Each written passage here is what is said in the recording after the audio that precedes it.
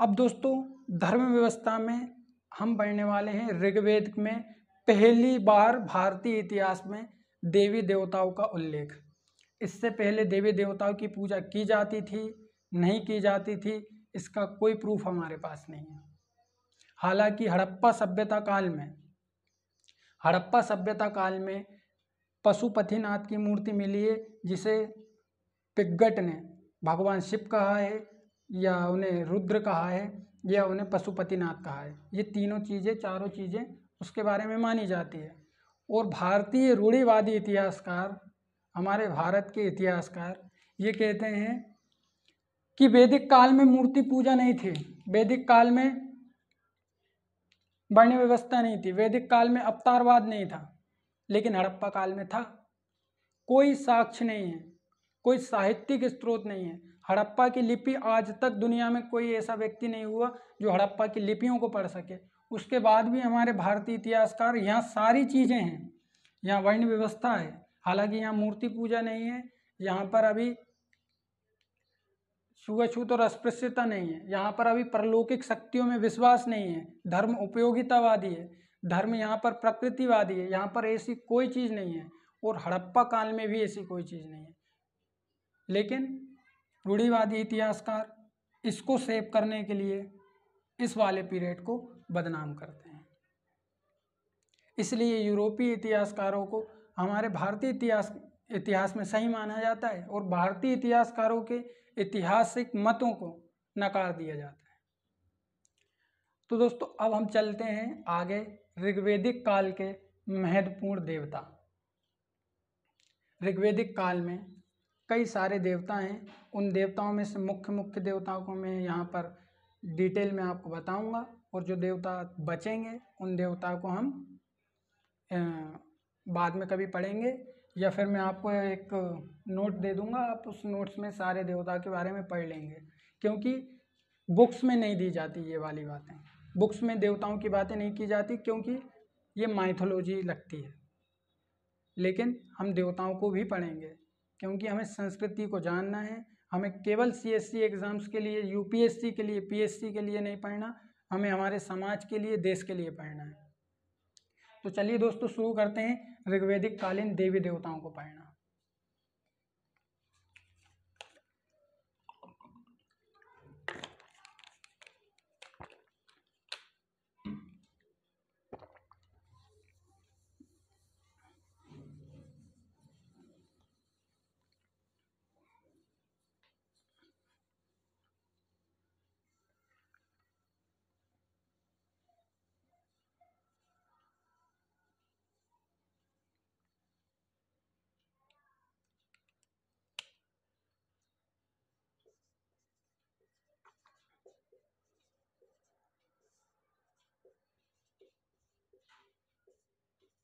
देवता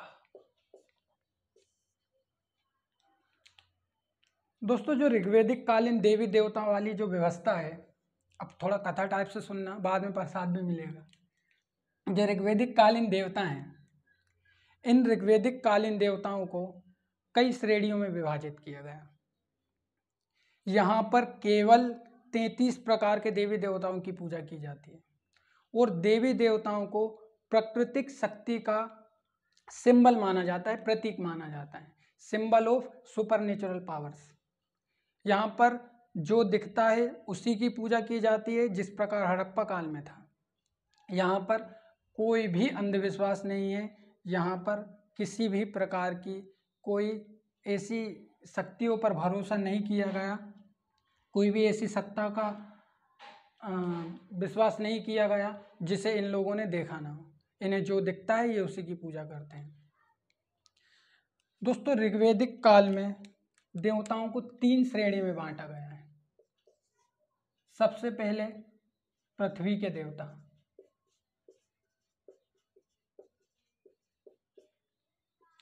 दूसरे आकाश के देवता,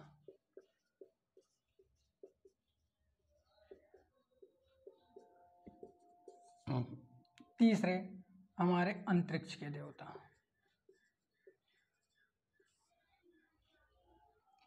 पृथ्वी के देवता, आकाश के देवता और अंतरिक्ष के देवता।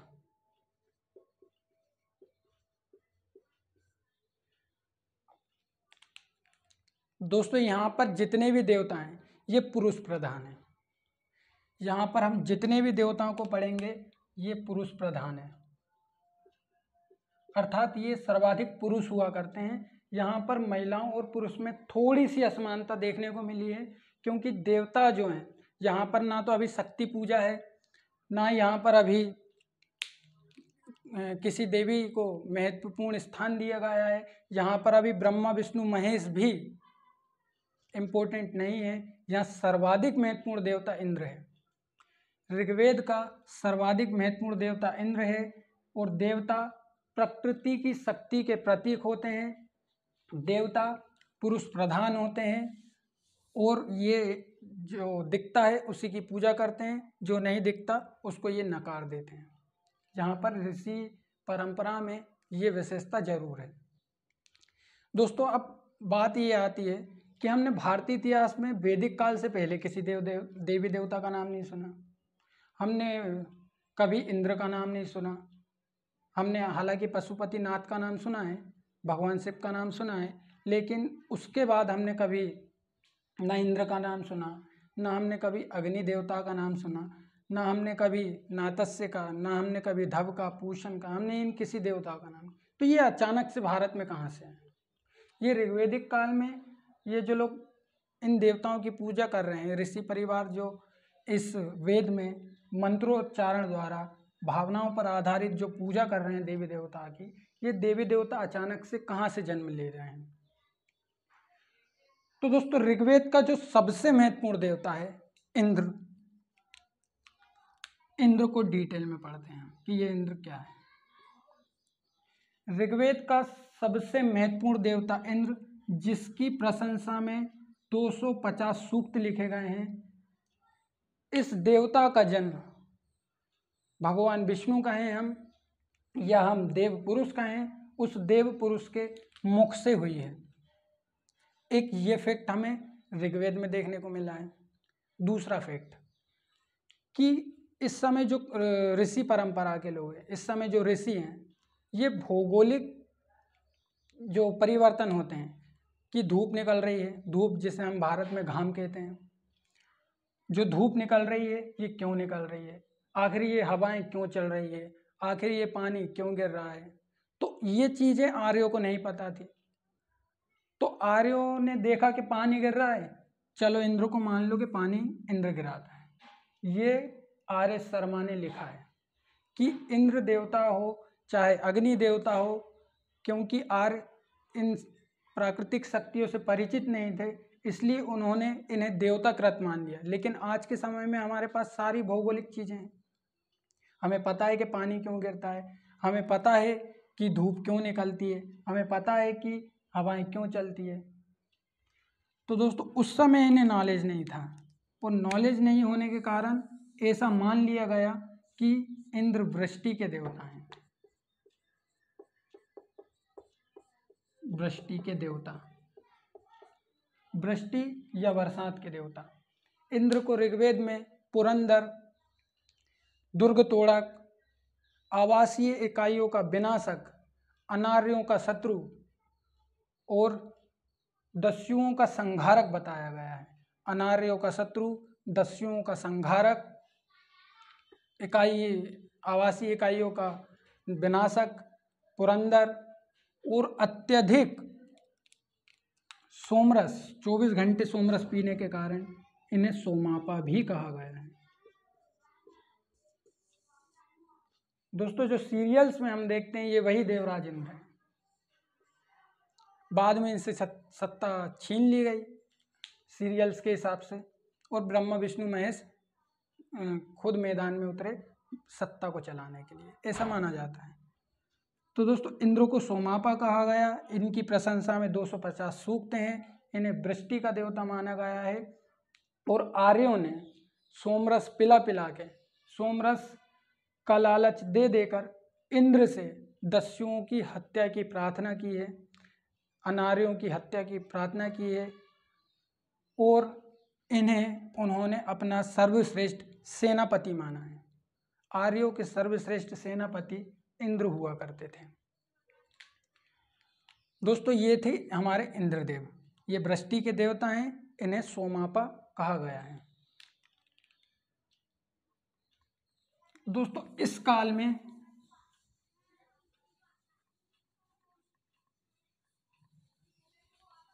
जो अगले महत्वपूर्ण देवता हैं वो है अग्निदेव।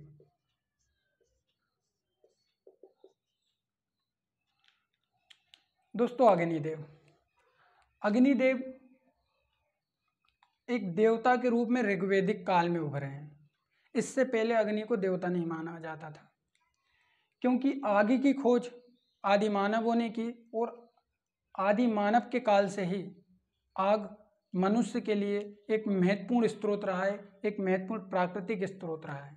इस प्राकृतिक स्रोत ने मनुष्यों की बहुत सहायता की है, चाहे खाना पकाना हो, चाहे पशुओं से रक्षा हो, ये सारी चीज़ें अग्नि ने मानव को दी है। और अग्नि को इतिहासकार भी ये मानते हैं कि हम अग्नि को देवता मान सकते हैं, अग्नि को भगवान मान सकते हैं, क्योंकि अग्नि ने बहुत पहले से मनुष्यों की सहायता की है। दोस्तों न केवल ऋग्वेद में अग्नि के लिए अग्निवेदी शब्द का इस्तेमाल किया गया है, अग्निवेदी, और इनकी प्रशंसा में 200 सूक्त लिखे गए हैं ऋग्वेद में, इसलिए इन्हें ऋग्वेद के दूसरे महत्वपूर्ण देवता के रूप में माना जाता है। और इनका उल्लेख अग्निवेदी के रूप में किया गया है। और जो अवेस्तन ग्रंथ है, अवेस्तन ग्रंथ में भी अग्नि पूजा एक महत्वपूर्ण अनुष्ठान है।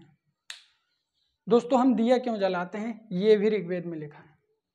जो हम दिया जलाते हैं, जो दिया हम जलाते हैं, ऐसा माना जाता है कि ईश्वर और भक्त के बीच में अग्नि मध्यस्थ का कार्य करता है।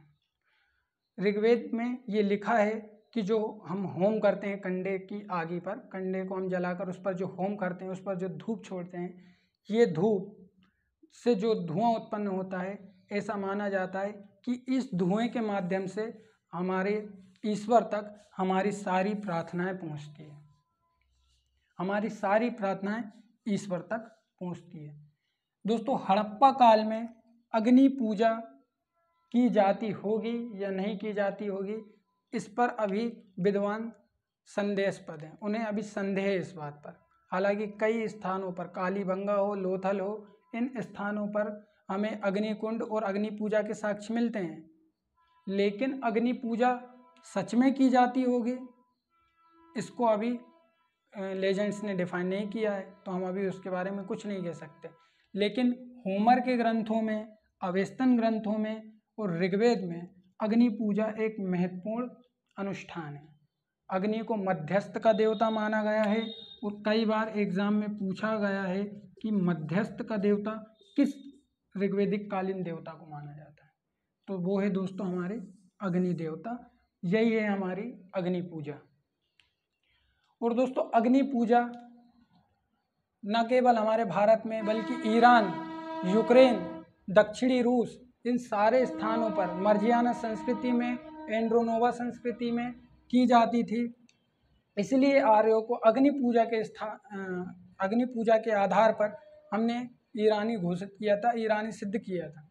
इन्हें हमने BMAC संस्कृति का या एंड्रोनोवा संस्कृति का भी सिद्ध किया था, क्योंकि अग्नि पूजा ईरान में प्रारंभ हुई होगी। तो दोस्तों ये थे हमारे दूसरे महत्वपूर्ण देवता।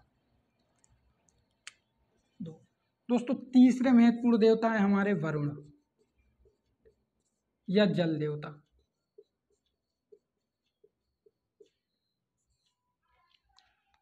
तीसरे महत्वपूर्ण देवता है वरुण या जल देवता। वरुण को सृष्टि का रचयिता माना गया है। ऐसा माना गया है कि वरुण से ही सारी सृष्टि का निर्माण हुआ है। अब ऐसा क्यों?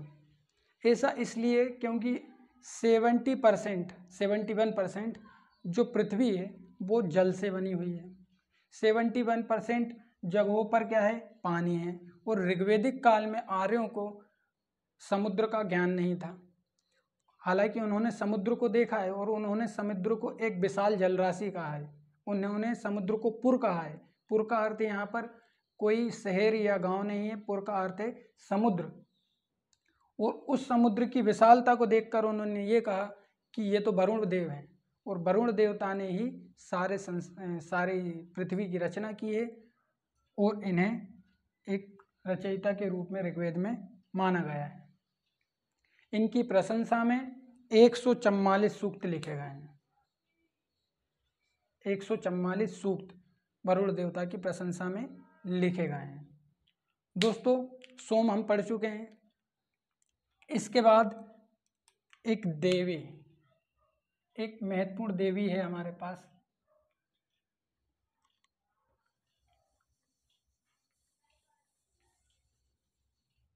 पृथ्वी देवी। पृथ्वी देवी या प्रकृति देवी। दोस्तों, ऋग्वेद में आर्यों ने इन्हें जगत माता, जगत की जो उत्पत्ति है इनके गर्भ से मानी गई है। जगत माता या जगत को जन्म देने वाली माता, इनके गर्भ से जगत की उत्पत्ति मानी गई है। और ऋग्वेद में सारे देवी देवता इनके प्रतीक माने गए हैं। इसलिए माने गए हैं क्योंकि दोस्तों उन्हें किसी भी प्रकार की भौगोलिक परिवर्तनों की जानकारी नहीं है। हर चीज़ को वो प्रकृति से जोड़कर देखते हैं, और प्रकृति को उन्होंने अपनी माता कहा है ऋषियों ने। और ऐसा माना कि पृथ्वी की जो उत्पत्ति है वो प्रकृति से की गई है। सांख्य दर्शन में, कपिल मुनि के सांख्य दर्शन में, कपिल मुनि ने प्रकृति से मनुष्य की उत्पत्ति मानी है। उन्होंने किसी देवता से उत्पत्ति नहीं मानी। उन्होंने माना है कि प्रकृति ने ही मनुष्य की उत्पत्ति की है। दोस्तों, अगले महत्वपूर्ण देवता इस काल के हैं धव।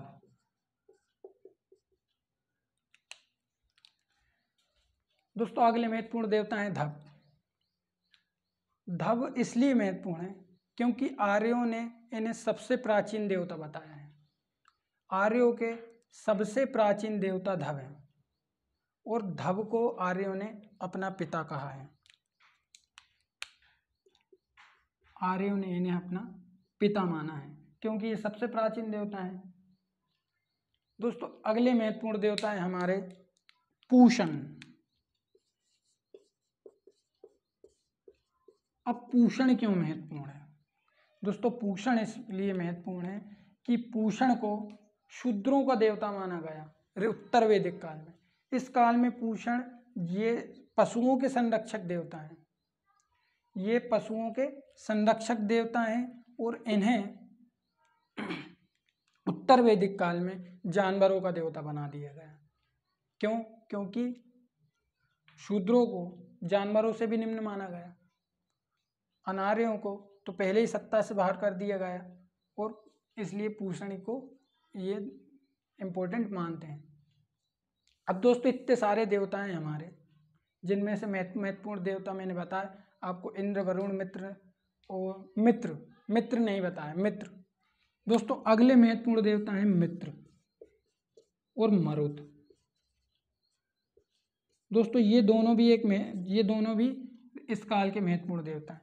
दोस्तों, मित्र जो हैं ये सबसे प्रिय देवता हैं आर्यों के सबसे प्रिय देवता हैं मित्र, और मरुत इंद्र के सबसे प्रिय देवता हैं। इस बात पर आप ध्यान रहें, गौर रखें कि मित्र आर्यों के सबसे प्रमुख देवता हैं, प्रिय देवता हैं, और मरुत अर्थात पवन देव ये इंद्र के सबसे प्रिय देवता हैं। धव सबसे प्राचीन देवता है, और वरुण को इंद्र का सहायक माना गया है। दोस्तों, एग्जाम्स की दृष्टि से, क्योंकि एग्जाम में पूछा जाता है कि वरुण को इंद्र का सहायक माना गया है, मित्र को आर्यों का सबसे प्रिय देवता माना गया है, मरुत को इंद्र का सबसे प्रिय देवता माना गया है। तो दोस्तों, ये थे ऋग्वैदिक कालीन देवता।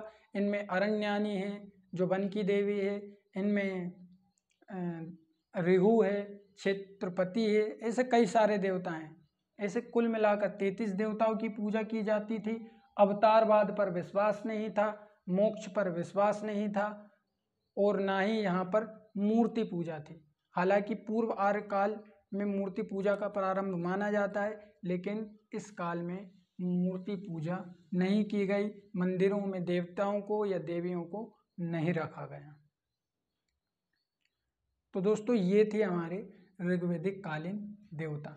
इंद्र एक महत्वपूर्ण देवता है, धव एक महत्वपूर्ण देवता है, पूषण, मित्र और मरुत एक महत्वपूर्ण देवता है। हमारी पृथ्वी देवी, प्रकृति देवी एक महत्वपूर्ण देवी हैं। अरण्यानी इस काल की महत्वपूर्ण देवी हैं। और दोस्तों हमारे सोम महत्वपूर्ण देवता हैं। सोम को मैंने आपको बहुत डिटेल में पढ़ाया है। इंद्र को बहुत महत्वपूर्ण देवता के रूप में हमने पढ़ा है, क्योंकि सबसे इम्पोर्टेंट देवता हैं। हमने धप को पढ़ा है, पूषण को पढ़ा है, मित्र को पढ़ा है, मरुत को पढ़ा है। दोस्तों इन सारी चीज़ों को हमने आज पढ़ लिया है। आज का हमारा ऋग्वैदिक कालीन धर्म, ऋग्वैदिक कालीन संस्कृति में देवताओं की इतनी कहानी। अब दोस्तों क्या क्या पढ़ा हमने आज की क्लास में? हमने धर्म का अर्थ समझा, हमने संस्कृति का अर्थ समझा कि संस्कृति और धर्म की हर व्यक्ति अपनी अपनी परिभाषा दे सकता है। उसके बाद दोस्तों हमने पढ़ा ऋग्वेद के मंडलों को, हमने वैदिक मंडलों को पढ़ा, किसने कौन सा मंडल लिखा है। हमने जो इम्पोर्टेंट मंडल हैं उनको डिटेल में पढ़ा। हमने ऋग्वेद में क्या क्या है इस चीज़ को डिटेल में पढ़ा। आर्यों का इसमें उल्लेख 36 बार है, इसमें इंद्र का उल्लेख 200 बार है, 250 बार, अग्नि का उल्लेख 200 बार है, वरुण का 144 बार है। ऐसे कई सारे देवता हैं। दोस्तों हमने अग्नि पूजा पढ़ा, हमने सोम की उपासना पढ़ी और हमने ऋग्वैदिक देवता पढ़े।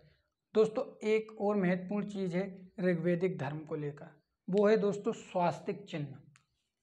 इसको और डिटेल में पढ़ना है हमें।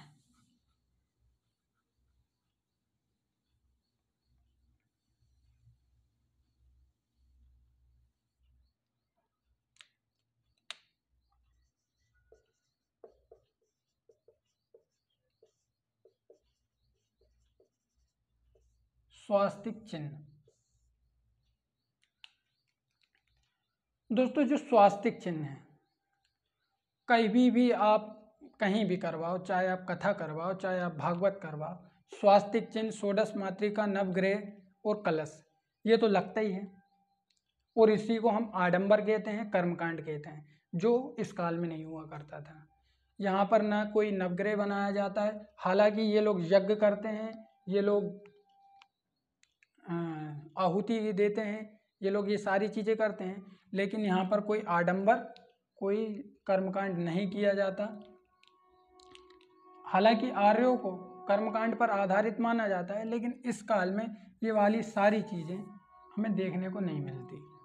दोस्तों जो स्वास्तिक चिन्ह है, स्वास्तिक चिन्ह तो ऐसा हो नहीं सकता कि आपने नहीं देखा हो, हर व्यक्ति ने देखा है स्वास्तिक चिन्ह क्या होता है। दोस्तों ये जो स्वास्तिक चिन्ह है, इससे पहले एक शुभ संकेत माना जाता था।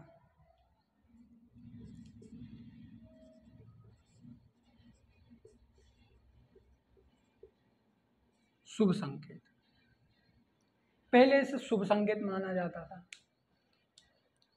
और जो हमारे नाजी साहब हैं, नाजी इतिहासकार, नाजी ने इसे विशुद्ध रूप से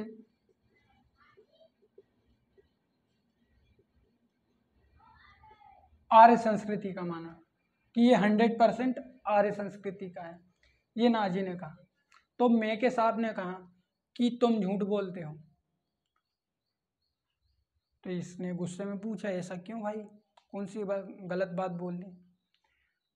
तो मेके ने कहा कि नहीं, इसका जो उद्भव है वो हमारे यूरोप में हुआ है। तो नाजी ने इतने गुस्से में थपाड़ा मारा, कहा कि तुम हर चीज़ को यूरोप और अमेरिका का बता देते हो, भारत को लेके चले जाओ ना, लीन लो, हर चीज़ तो तुम्हारी है। ये नाजी ने बोला। तो मेके से पूछा, वो नाजी ने मेके से पूछा कि ऐसा क्यों बोल रहे हो तुम। तो मेके ने कहा इसका उद्भव, इसका जन्म एलम में हुआ था। एलम क्या है ये मैंने हड़प्पा सभ्यता काल में पढ़ाया है, आप जाकर पढ़ सकते हैं कि इसका उद्भव एलम में हुआ। नाजी ने इसे विशुद्ध रूप से आर्य संस्कृति का माना। पहले इसे शुभ संकेत माना जाता था। हर धार्मिक अनुष्ठान में शुभ संकेत अर्थात हमारा स्वास्तिक चिन्ह तो लगता ही है। आज भी हम पूजा करते हैं तो कलश पर स्वास्तिक चिन्ह बनवाया जाता है। और इसे विशुद्ध रूप से नाजी ने बताया कि ये आर्यों का था और मैं के साहब कह रहे हैं कि ये हमारा है।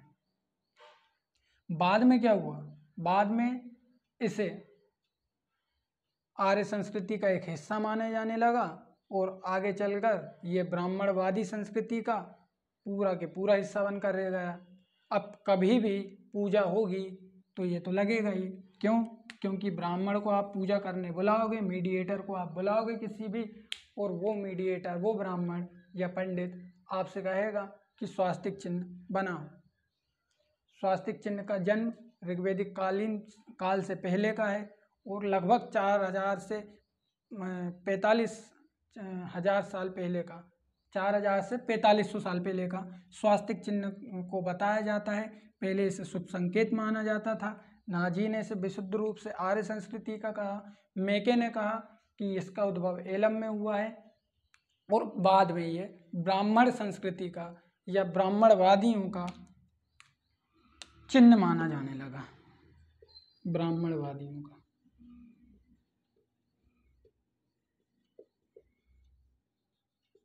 ये था दोस्तों हमारे स्वास्तिक चिन्ह की कहानी। इससे ज़्यादा डिटेल में पूरा यूट्यूब देख लो, चाहे आप पूरी किताबें देख लो, चाहे आप कुछ देख लो, और अगर हो तो मुझे कमेंट कर देना। एक बार फिर मैं पूरा इतिहास पढ़ूंगा और उसके बाद हम डबल से चर्चा करेंगे। तो दोस्तों ये थी ऋग्वैदिक कालीन धर्म व्यवस्था। पशु बलि नहीं है, नर बलि नहीं है, ना यहाँ पर किसी भी प्रकार से कोई कर्मकांड किया जाता है, ना यहाँ पर कोई असमानता है, ना महिला पुरुष में असमानता है। यहाँ ब्राह्मण क्या दान में लेते हैं ये हमने पढ़ा। यहाँ पर राजा का अभिषेक किया जाता है, ये वाली सारी चीज़ें की जाती है जो हम सारी चीज़ें पढ़ चुके हैं। और दोस्तों आने वाली क्लास में हम पढ़ेंगे वैदिक कालीन राजनीतिक व्यवस्था, कृषि और पशुपालन। अब दोस्तों आर्य का प्रशासन क्या है ये पढ़ना है हमें। हमने समाज पढ़ा, धर्म पढ़ा, अब हम उनका प्रशासन पढ़ेंगे।